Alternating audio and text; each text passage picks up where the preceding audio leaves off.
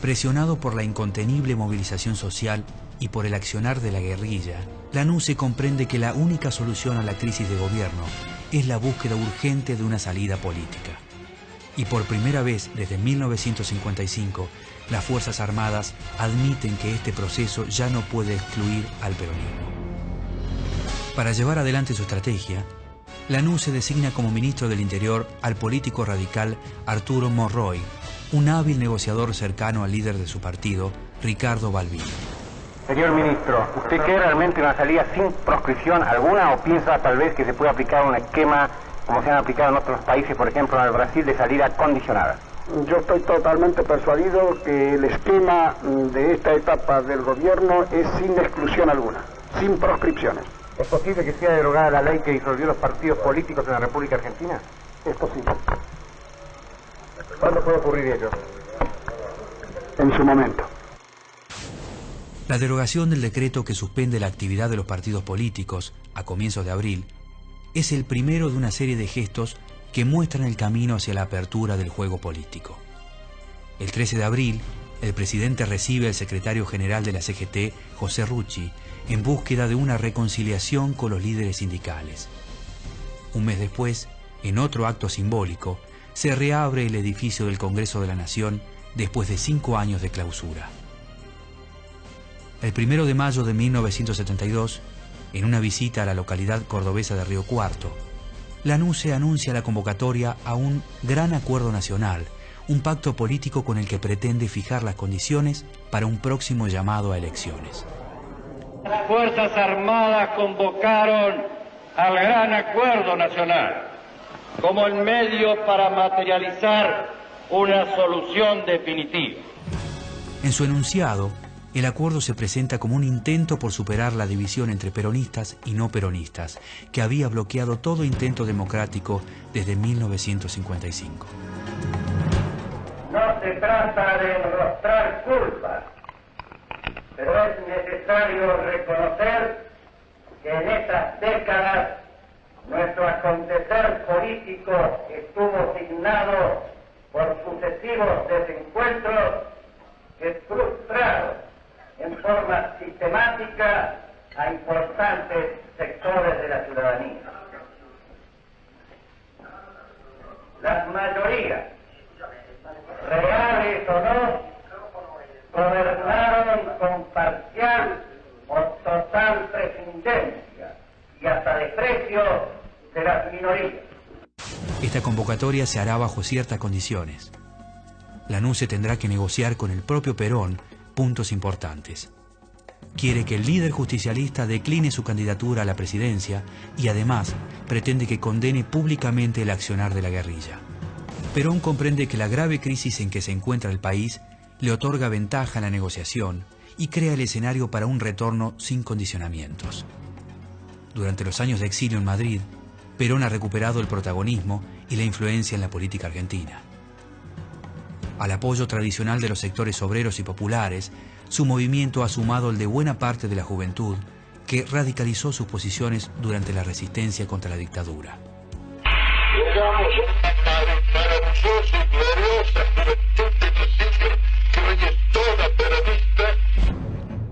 El líder peronista, lejos de condenar a la guerrilla como pretende Lanusse, apoya constantemente su accionar como un factor de presión para posibilitar su retorno. Sin temor a caer en contradicciones, Perón estimula a todos los sectores del espectro político que invocan su liderazgo, sin importar que sean de izquierda o de derecha. Bueno, los muchachos se ponen calificativos propios, pero eso no quiere decir que obren de distintas maneras. Bueno, los hay ortodoxos, los hay heterodoxos, los hay combativos, los hay contemplativos, pero todos trabajan. Esta táctica le permite obtener un enorme margen de maniobra política y desgastar rápidamente la figura de su adversario. El respaldo a la guerrilla no le impide a Perón comenzar a planificar una alianza partidaria para responder en el terreno político al gran acuerdo nacional impulsado por Lanusse. Con este propósito se concreta el Frente Cívico de Liberación Nacional, coalición electoral ideada por el desarrollista Rogelio Frigerio y construida gracias a las gestiones de Arturo Frondizi. ¿Qué papel va a jugar el MILT en ese Frente Cívico de Liberación Nacional? La organización política de las masas argentinas como expresión de las luchas del pueblo argentino y de sus distintos sectores sociales por sus reivindicaciones económicas, sociales, culturales y políticas. A las presiones civiles que tiene el gobierno se le suman también las de los propios militares. El 7 de octubre de 1971 estalla un alzamiento en los regimientos de caballería de las localidades de Azul y Olavarría y quedan al descubierto los enfrentamientos en el interior de las Fuerzas Armadas. Aunque la rebelión es sofocada, la posición del gobierno se debilita aún más. Los últimos acontecimientos acaecidos en el país muestran que hay dos tendencias nítidas: los que estamos por una salida, por una solución más que salida electoral, y los que hablan de profundizar una revolución que no... El acuerdo planteado por la NUCE parece empantanado, y entre los partidos políticos crece la sospecha de que el GAN, Gran Acuerdo Nacional, no es más que un instrumento diseñado por la NUCE para mantenerse en la presidencia. La versión de que Perón vuelva a ser candidato hace que las Fuerzas Armadas se sientan en un callejón sin salida. Eso es algo que no están dispuestos a negociar. ¿Habría algunas candidaturas que nos podrían llevar, según su opinión personal, a un callejón sin salida? No se trata de que una candidatura determinada nos lleve o no nos lleve a una conquista, sino que si orquestamos todo el proceso en función de soluciones que no puedan ser las que busca el país no es gobierno. Soluciones que importen, una solución al problema argentino, entonces nos podemos colocar aquí. Pero señor ministro, el peronismo no es parte del país. Por supuesto que el peronismo es parte del país. Y es una parte importante del país. Cercado por las presiones militares, civiles y de la guerrilla, el tiempo para lograr un acuerdo se acorta y la NUCE decide pasar a la ofensiva. El 7 de julio de 1972, el presidente hace públicas las reglas fijadas por los militares para la candidatura presidencial. No podrán ser candidatos quienes hasta el 25 de agosto hubiesen ocupado cargos públicos y quienes hasta esa fecha no residiesen en el país. Con estas reglas, la NUCE se excluye a sí mismo de las elecciones y pone a Perón en una difícil situación. Pero su mensaje no causa el efecto esperado.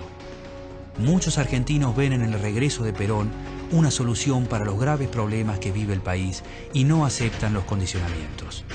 Estamos haciendo una encuesta para ustedes. ¿Perón debe o no debe volver antes del 25? Claro que tiene que volver antes del 25. Claro, es la única solución que tiene el país. Días después, en el colegio militar, la NUCE redobla su apuesta y declara ante sus camaradas: si Perón no regresa, es porque no le da el cuero para venir. El desafío del mensaje aumenta todavía más el enfrentamiento entre peronistas y antiperonistas. Los actos y movilizaciones de la juventud peronista que buscan asegurar el retorno de Perón se convierten en un desafío abierto al régimen.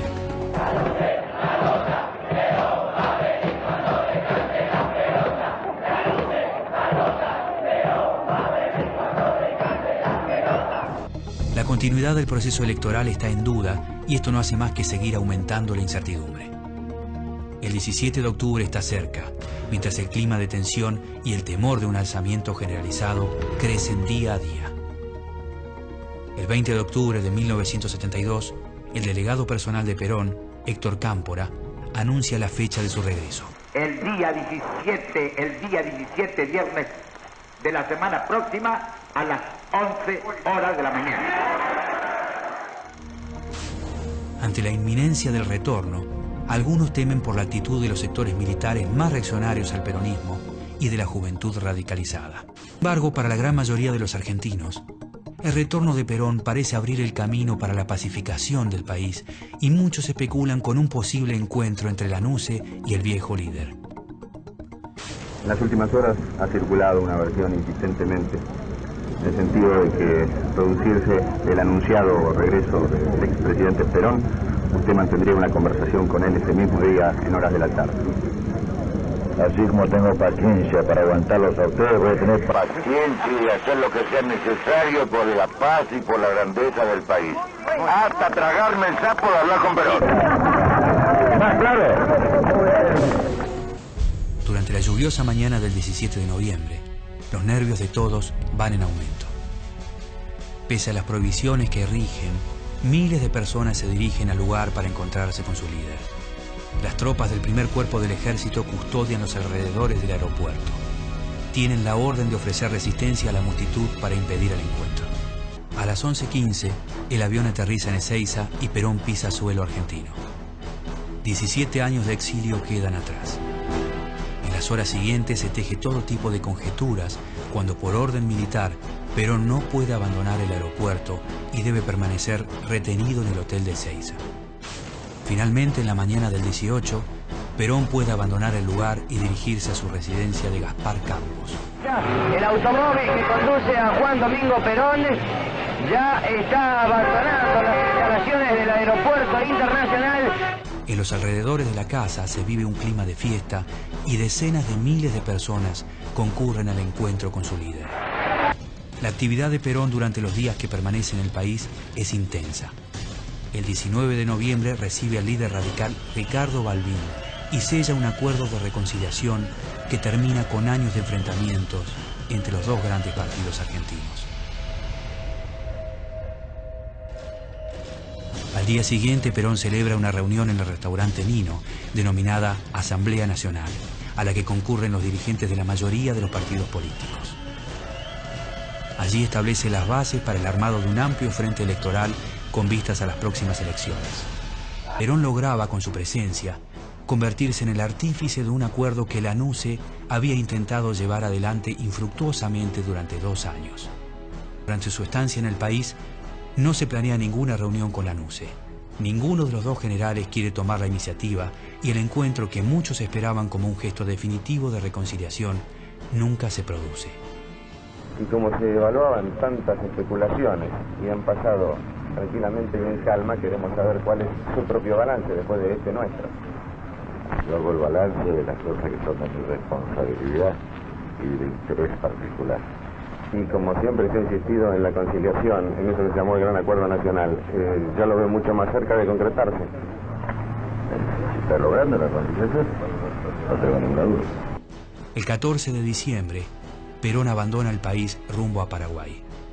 Pese a los esfuerzos, no ha conseguido levantar la proscripción a su candidatura.